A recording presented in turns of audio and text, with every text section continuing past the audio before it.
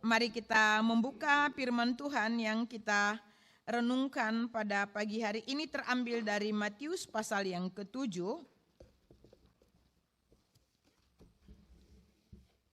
Matius pasal yang ke-7 ayat yang ke-13 sampai 14. Saya akan membacakannya bagi kita, demikian firman Tuhan. Masuklah melalui pintu yang sesak itu, karena lebarlah pintu dan luaslah jalan yang menuju kepada kebinasaan, dan banyak orang yang masuk melaluinya. Karena sesaklah pintu dan sempitlah jalan yang menuju kepada kehidupan, dan sedikit orang yang mendapatkannya. Ya, sampai sedemikian jauh kebenaran firman Tuhan untuk kita renungkan. Bapak Ibu Saudara kekasih di dalam nama Tuhan Yesus, tema perenungan kita pada pagi hari ini adalah pintu yang sempit. Pintu yang sempit. Kalau kita berbicara dalam teks ini, maka mungkin ada di antara kita yang ingat lagu sekolah minggu. Saya ketika membaca teks ini, saya ingat lagu sekolah minggu ketika saya anak-anak, dia katakan begini. Di dalam dunia ada dua jalan, lebar dan sempit. Mana kau pilih? Yang lebar api neraka, jiwamu mati selamanya. Tapi yang sempit, jiwa berglori. Itu lagu anak sekolah minggu zaman saya itu sudah ada. Ini saya berpikir kita mungkin Bapak Ibu mudah menghafalkan ini. Tetapi ada pemaknaan yang dalam yang Tuhan mau sampaikan bagi kita tentang jalan yang sempit, jalan yang sesak, dan tentang jalan yang lebar dan jalan yang luas. Kalau misalnya pertanyaan diberikan bagi kita, mana kau pilih? Kalau cuman saya bertanya, mana yang saudara pilih, surga atau neraka? Maka pasti semua kita berkata itu adalah pilih surga. Jawabnya pasti begitu. Tetapi kalau saya bertanya juga, mana yang dipilih? Jalan yang sempit dan sesak, atau jalan yang luas dan lebar? Pasti akan kita memilih jalan yang luas dan lebar. Maka berbicara tentang jalan ini, Tuhan menuntun kita kepada apa akhir di jalan yang sempit dan sesak, dan apa tujuan ataupun akhir daripada jalan yang luas dan lebar itu. Itu yang dikatakan di dalam kebenaran firman Tuhan, supaya kita selama kita hidup di dunia ini jangan kita salah memilih jalan kehidupan.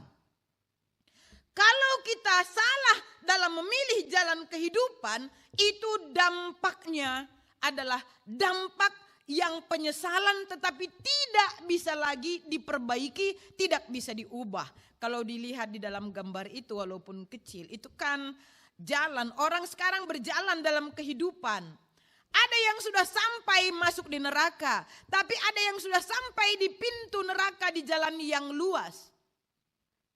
Tapi ada yang sedang dalam perjalanan, kita ini ada di dalam perjalanan di dalam hidup ini. Dan ada dua pilihan jalan kehidupan yang diperingatkan oleh Yesus Kristus bagi kita, supaya kita tidak salah dalam memilih jalan kehidupan selama kita hidup di dunia ini. Memang teks firman Tuhan ini adalah Yesus memperingatkan para murid. Kalau kita lihat itu dimulai di dalam khotbah di bukit di dalam pasal 5. Yesus menjelaskan tentang berkat yang besar yang tersedia bagi para murid, yaitu orang-orang yang mengikut Yesus. Tetapi bagaimana jalan menuju berkat ataupun jalan di dalam berkat itu dituliskan oleh Tuhan, itu dikatakan, perhatikan, berbahagialah orang yang miskin, berbahagialah orang yang berduka cita, berbahagialah orang yang lemah lembut, berbahagialah orang yang haus dan lapar, berbahagialah orang yang murah hati, yang suci hatinya, dan berbahagialah orang yang dianiaya oleh karena namaku. Maka di dalam teks itu sesungguhnya kalau kita lihat itu adalah perkara yang bertentangan dengan beberapa pengkhotbah yang mengatakan bahwa diselamatkan merupakan hal yang paling mudah di dunia ini. Tidak. Ada orang mengkhotbahkan asal percaya kepada Yesus. Jadi seolah-olah menekankan tentang kemudahan. Begitu besar anugerah Allah. Dan banyak orang tidak memaknai apa yang dimaksudkan oleh Tuhan Yesus. Sehingga dalam menjalani kehidupan di dunia ini akhirnya tetap memilih jalan yang salah. Itu adalah jalan yang lebar. Yesus mengajarkan bahwa mengikut Dia berarti bersedia berjalan melalui pintu yang sesak dan sempit. Dan pesan ini Yesus sampaikan khusus itu adalah kepada para murid yang mengikut Dia supaya mereka tidak mengikuti jalan, yaitu masuk melalui pintu yang lebar. Memang kalau kita lihat di dalam Matius pasal yang ke-7 ini sampai pada ayat yang ke-15 itu hal pengajaran yang sesat, maka kita tahu dalam kaitan tentang pintu yang sesak, pintu yang sempit, dan pintu yang lebar, pintu yang luas, juga itu bersangkut paut dengan tawaran dunia ini dan juga tentang pengajar-pengajar sesat, nabi-nabi palsu yang hanya peduli pada domba-domba untuk mengambil bulunya. Ataupun melayani tapi untuk kepentingan diri sendiri. Bukan untuk kepentingan kerajaan Allah. Maka Yesus memperingatkan. Maka dua hal kita renungkan dari teks firman Tuhan ini. Pertama, pintu yang sempit dan sesak menuju kehidupan. Pintu yang sempit dan sesak menuju kehidupan dari dua ayat ini. Masuklah melalui pintu yang sesak itu. Karena sesak dan sempitlah jalan menuju kehidupan dan sedikit orang yang mendapatinya. Kalau dalam bahasa Indonesia sehari-hari mengatakan, masuklah melalui pintu yang sempit, karena sesaklah pintu dan sempitlah jalan menuju kepada kehidupan dan sedikit orang yang mendapatkannya. Perhatikan ada kata-kata penekanan di situ adalah pertama itu pintu sesak, sempit, sedikit orang mau masuk, sedikit orang mau berjalan di dalamnya. Dan sedikit orang mendapatkan kehidupan itu. Apa arti teks itu? Masuklah melalui pintu yang sempit. Mengapa kita disuruh oleh Tuhan masuklah melalui pintu gerbang yang sempit? Mengapa Tuhan menyuruh, memerintahkan? Mengapa Tuhan menyuruh memilih pintu ataupun gerbang yang sempit? Apakah ini berbicara tentang luas atau jalan yang sempit itu kecil sampai orang sulit untuk muat di dalamnya? Saya berpikir bukan berbicara tentang hal itu. Dalam bahasa Yunani kata sesak itu stenos. Artinya itu memang bersifat sempit, kecil, tipis. Dan itu digunakan di dalam pasal 7 ayat 13 dan dalam ayat yang ke-14. Dan Lukas pasal 13 ayat 24 tadi. Maka kalau kita melihat hal itu artinya adalah jalan yang sempit, jalan yang sesak, kecil, tipis. Itu bukan berarti kita harus memperkecil diri kita begitu baru bisa kita masuk, baru kita tangan dulu, baru masukkan bahu, baru masukkan lagi, akhirnya kita harus jikjak begitu tubuh kita masuk, bukan. Tapi yang ditekankan oleh firman Tuhan adalah Masuk kepada kehidupan kekal itu adalah bukan perjalanan hidup yang gampang ataupun gampangan.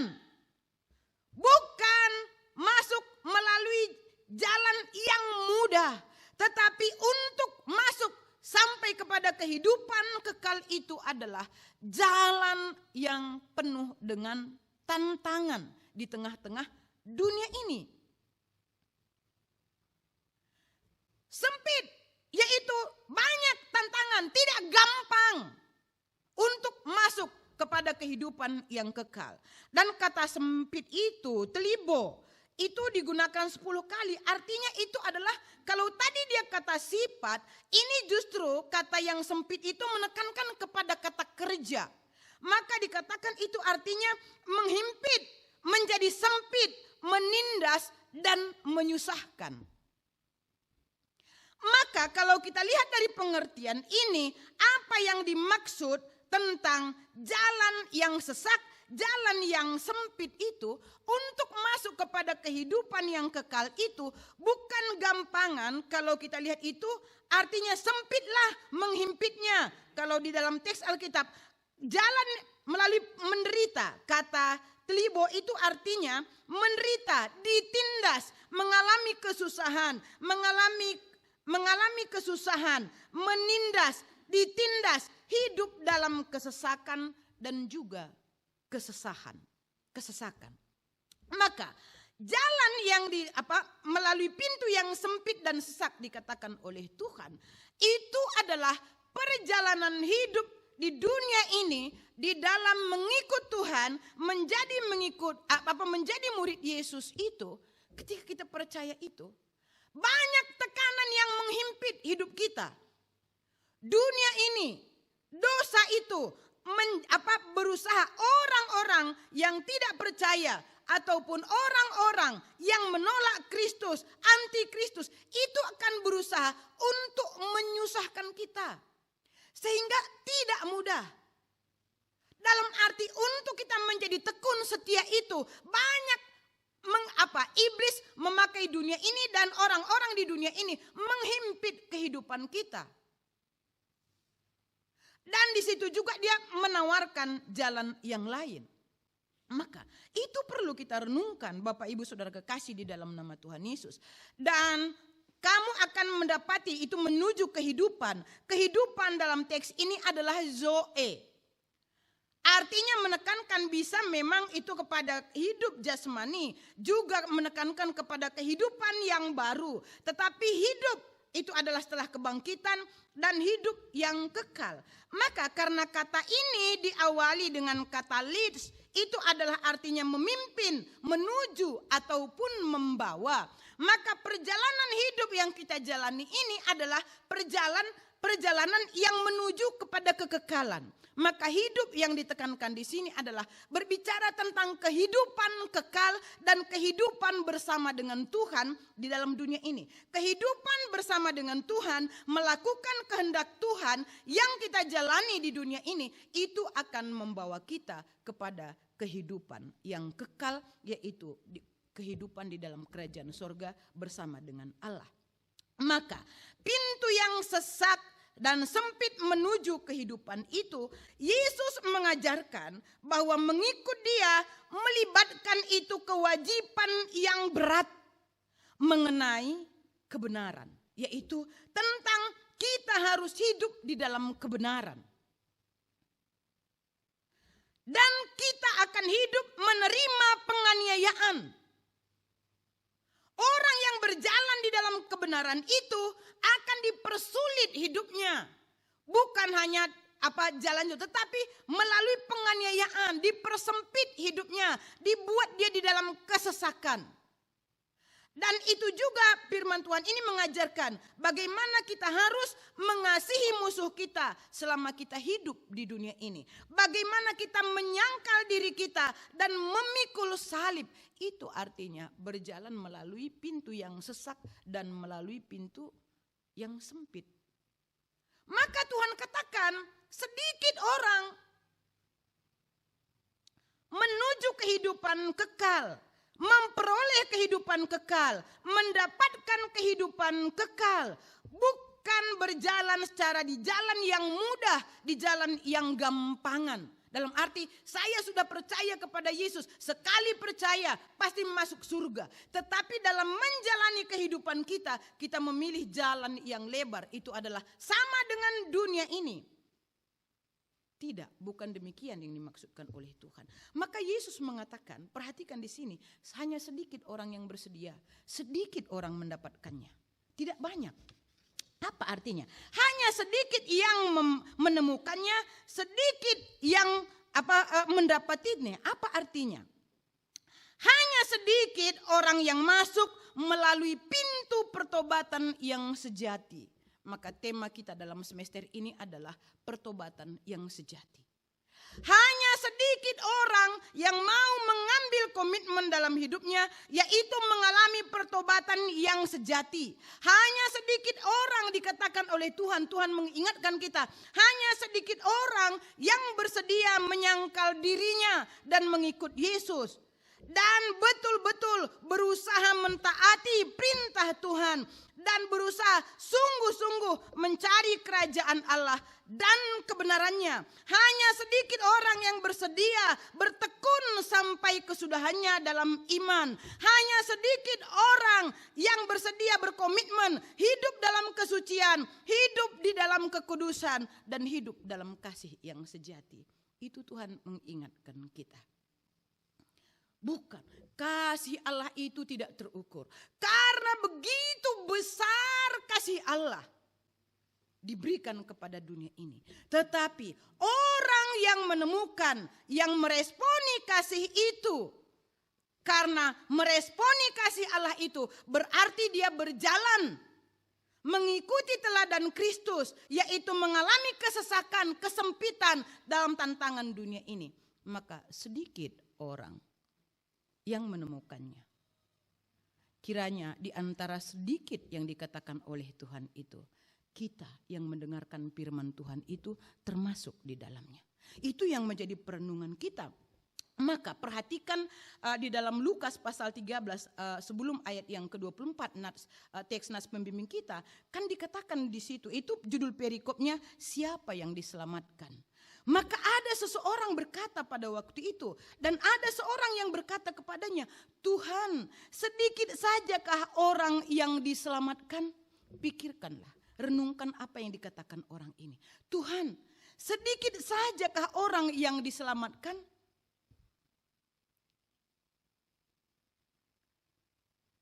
Maka perhatikan apa yang dijawab oleh Yesus. Pada ayat 24-nya, jawab Yesus kepada orang itu, berjuanglah. Berjuanglah untuk masuk melalui pintu yang sesak itu. Sebab aku berkata kepadamu, banyak orang akan berusaha untuk masuk, tetapi tidak akan dapat. Sedikit yang mendapatkannya. Kenapa? Karena melalui pintu, yaitu jalan yang dilewati itu adalah jalan penyangkalan diri, hidup dalam kebenaran dan hidup di dalam kekudusan, dan banyak tantangan. Orang banyak mundur. Susah.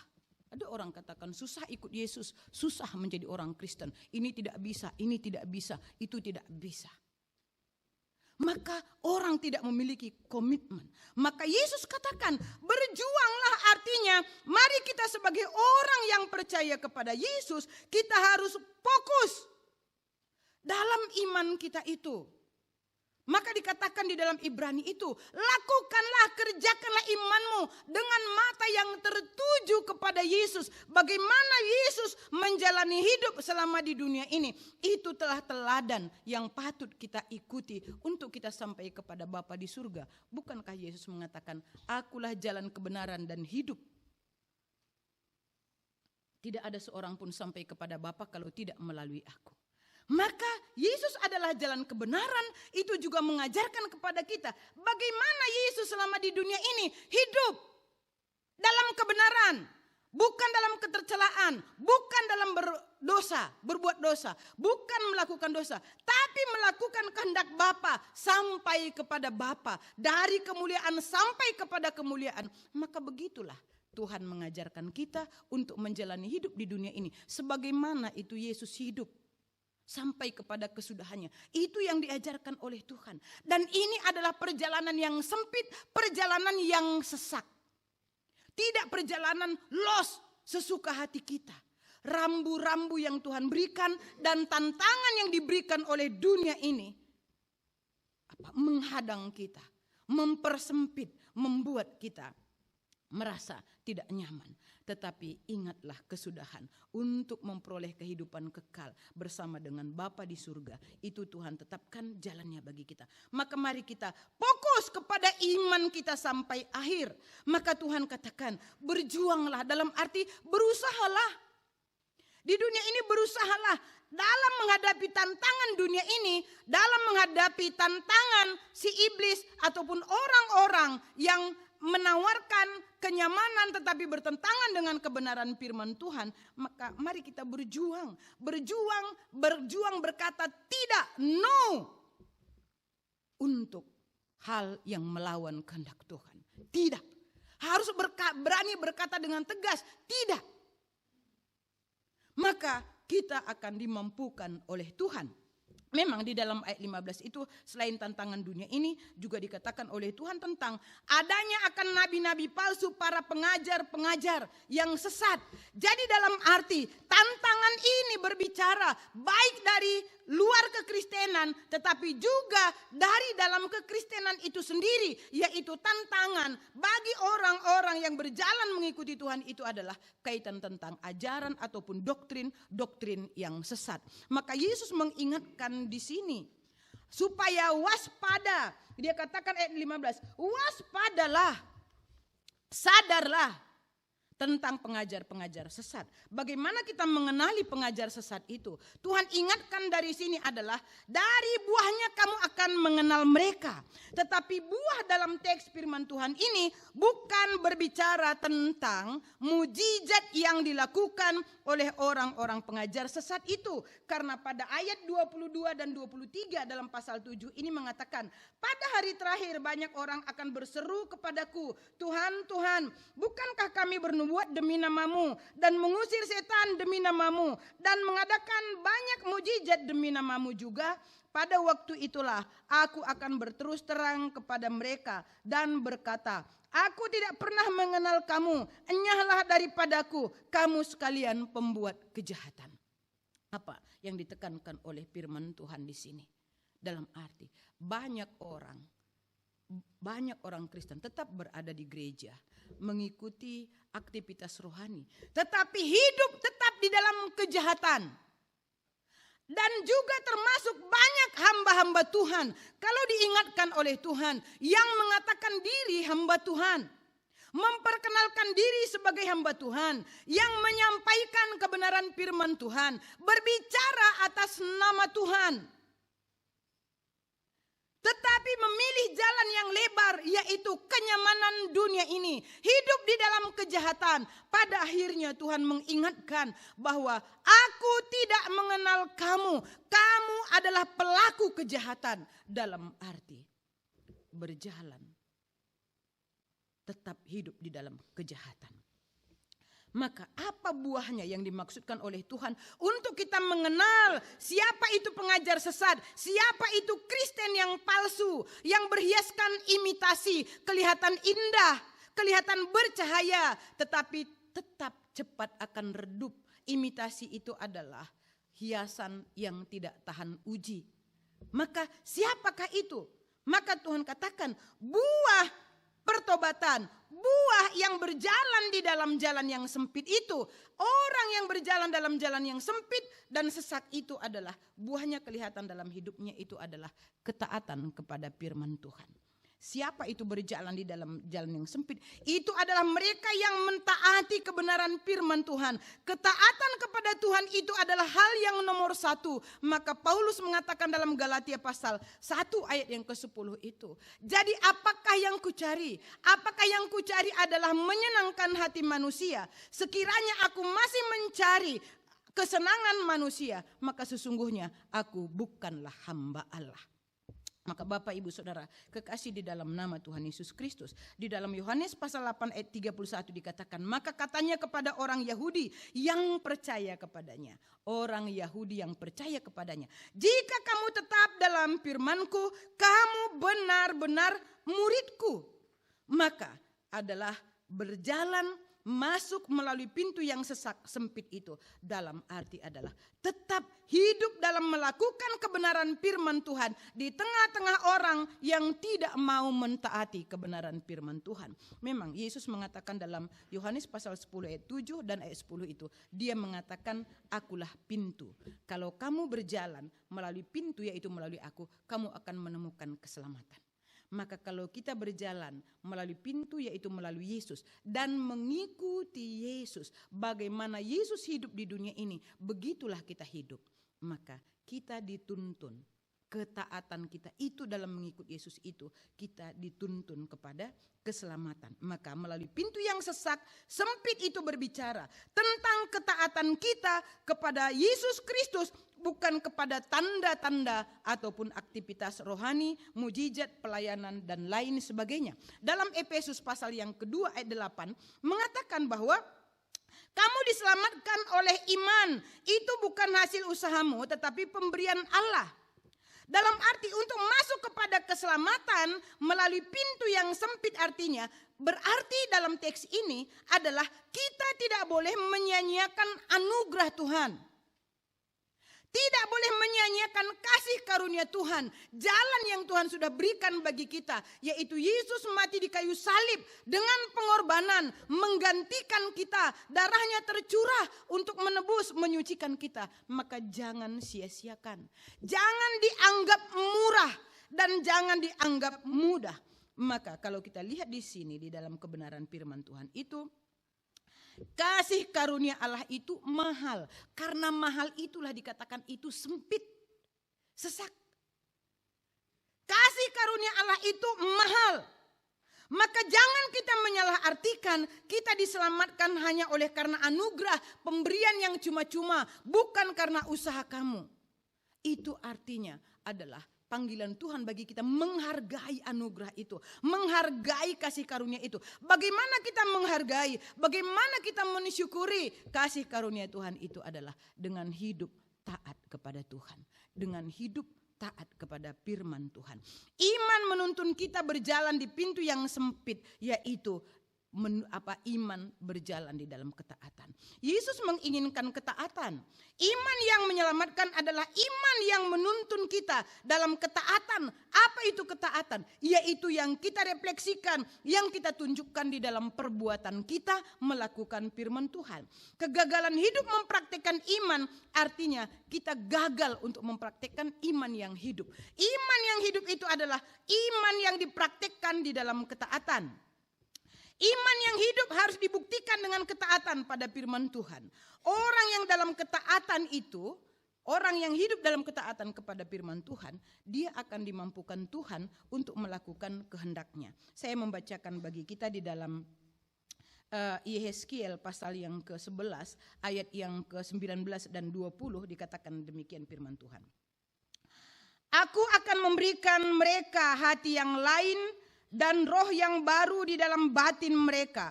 Juga aku akan menjauhkan dari tubuh mereka hati yang keras dan memberikan kepada mereka hati yang taat, supaya mereka hidup menurut segala ketetapanku dan peraturan-peraturanku dengan setia. Maka mereka akan menjadi umatku dan aku akan menjadi Allah mereka. Orang yang hidup di dalam ketaatan itu diberikan Tuhan kuasa, kemampuan untuk melakukan kehendak Tuhan. Maka mari kita berdoa pada pagi hari ini kepada Tuhan. Tuhan, berikan aku hati yang baru itu. Hati yang berkomitmen hidup dalam ketaatan. Sekalipun melewati jalan yang sempit, sesak dalam melayani Tuhan, tapi aku tetap berkomitmen di dalam jalan itu, yaitu dalam jalan ketaatan. Yang kedua, pintu yang lebar luas menuju kepada kebinasaan. Dalam ayat 13, pintu yang lebar dan luas menuju kepada kebinasaan.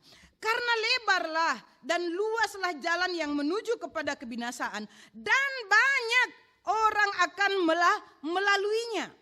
Kata lebar itu platus artinya adalah memang sifatnya lebar, luas. Dan kata luas itu eurukoros, artinya itu adalah juga masih dalam kata sifat, itu adalah lebar. Maka memang ini adalah jalan menuju kepada neraka, kepada kebinasaan itu permanen, memang lebar. Dari dulu sampai kepada kesudahannya lebar itu jalan itu. Sifatnya itu lebar. Maka banyak dikatakan karena lebar itu mudah. Tidak usah bersenggol-senggol, saudara akan mudah bisa berjalan mulus di dalamnya. Tetapi perhatikan, ingat kata kebenaran firman Tuhan itu adalah ujungnya itu adalah kebinasaan. Kata kebinasaan itu adalah apolia. Artinya itu adalah pengerusakan, pembinasaan, kebinasaan, dan juga berarti neraka. Dan Tuhan memperingatkan banyak orang akan menuju ataupun berjalan di dalamnya. Maka kebinasaan itu bisa paling banyak diartikan adalah tentang kebinasaan kekal, yaitu penghukuman. Maka apa yang dimaksud oleh firman Tuhan itu pintu yang lebar. Yang saya katakan itu permanen, lebar akan sampai pada kesudahannya. Maka dikatakan apa itu pintu yang lebar? Pintu yang lebar itu adalah dunia. Jalan menuju kepada kebinasaan itu seluas dunia ini. Maka firman Tuhan mengatakan di dalam Roma pasal 12 ayat 2. Janganlah kamu menjadi serupa dengan dunia ini. Jalan menuju kepada kebinasaan itu adalah jalan mengikuti cara, kehidupan, tata cara, aktivitas, yaitu orang-orang yang hidup dalam dunia yang tidak percaya kepada Yesus Kristus. Maka Tuhan mengingatkan kita, jangan kamu menjadi serupa di dalam dunia ini. Begitu banyak kalau kita bergaul dengan orang-orang di dunia ini, kita bekerja dengan orang-orang yang ada di dalam dunia ini. Maka di dalam kita bergaul, dalam kita bekerja, dalam kita mau bermasyarakat, akan ada tantangan-tantangan yang membuat kita sempit, yang membuat kita sesak. Tetapi kesesakan, kesempitan itu, penyangkalan diri, pikul salib, penderitaan, penganiayaan, janganlah membuat kita berpindah akhirnya memilih kepada jalan yang luas itu. Karena akhirnya itu adalah kebinasaan. Banyak orang lebih memilih pintu yang luas itu, yaitu dunia ini. Maka saya bacakan bagi kita, dikatakan di dalam Yohanes pasal 2 ayat 5, 1 Yohanes pasal 2 ayat 15 dan 17 mengatakan begini. Janganlah kamu mengasihi dunia dan apa yang ada di dalamnya. Jikalau orang mengasihi dunia, maka kasih akan Bapa tidak ada di dalam orang itu. Sebab semua yang ada di dalam dunia, yaitu keinginan daging dan keinginan mata, serta keangkuhan hidup, bukanlah berasal dari Bapa, melainkan dari dunia. Dan dunia ini sedang lenyap dengan keinginannya, tetapi orang yang melakukan kehendak Allah tetap hidup selama-lamanya. Keinginan dunia, berjalan di dalam dunia ini, mengikuti keinginan dunia ini adalah sedang berjalan menuju kelenyapan di dalam kebinasaan. Maka mari kita hidup di dunia ini tetapi bukan berjalan di dalam jalan yang lebar, yaitu mengikuti cara dunia ini. Dunia ini adalah jalan yang lebar dan luas, dan iblis memakai dunia ini menyeret sebanyak mungkin orang berjalan melaluinya menuju kepada kebinasaan, yaitu penghukuman yang kekal ataupun neraka. Dunia ini dikuasai oleh iblis dan dikuasai oleh dosa. Tetapi orang-orang yang taat kepada Tuhan, orang-orang yang percaya kepada Tuhan yang ada di dunia ini tidak dikuasai oleh iblis dan tidak dikuasai oleh dosa. Kita diperingatkan supaya tidak memilih jalan dunia ini. Pilihlah jalan yang sempit, pilihlah jalan yang sesak menuju kehidupan, yaitu kebahagiaan yang kekal. Mengikut Yesus meskipun banyak tantangan, meskipun banyak pencobaan dan penganiayaan dan juga penderitaan. Maka mari kita tetap berkomitmen mengikuti jalan itu. Kita diperingatkan supaya waspada dengan tipu muslihat iblis dengan menawarkan kemegahan dunia ini seperti dia menawarkan kepada Yesus Kristus. Semua ini, dunia ini, kemewahan, kemegahan akan kuberikan kepadamu, kenyamanan di dunia ini akan kuberikan kepadamu, tetapi engkau harus sujud menyembah aku. Tetapi Yesus menjawab, ada tertulis, engkau harus hanya menyembah kepada Tuhan dan Allahmu. Maka kita pun harus kiranya menjawab tawaran dunia ini dengan seperti yang Yesus katakan, bahwa selama di dunia ini aku harus hanya menyembah Tuhan dan Allahku, Yesus Kristus. Hidupku adalah hanya untuk menyenangkan Allahku, yaitu Yesus Kristus. Bukan untuk menikmati dunia ini dalam kesenangan, tetapi berujung kepada kebinasaan. Kemegahan dan kesenangan dunia adalah imitasi. Itu adalah palsu, tidak tahan uji. Berjalan melalui jalan yang lebar dan luas, dunia ini akan berujung kepada kebinasaan. Maka Amsal mengatakan, ada jalan yang disangka orang lurus, tetapi ujungnya menuju maut. Jalan di dalam dunia ini, banyak orang menyangka ini lurus, memberikan kenikmatan, memberikan kemegahan, dan memberikan dedikasi dan lain sebagainya. Tetapi kalau di dalamnya tidak ada takut akan Tuhan, maka ujungnya menuju maut. Kiranya kebenaran firman Tuhan ini memberkati kita semua. Saya minta Bapak Pendeta Rajo Kiaman menutup di dalam doa.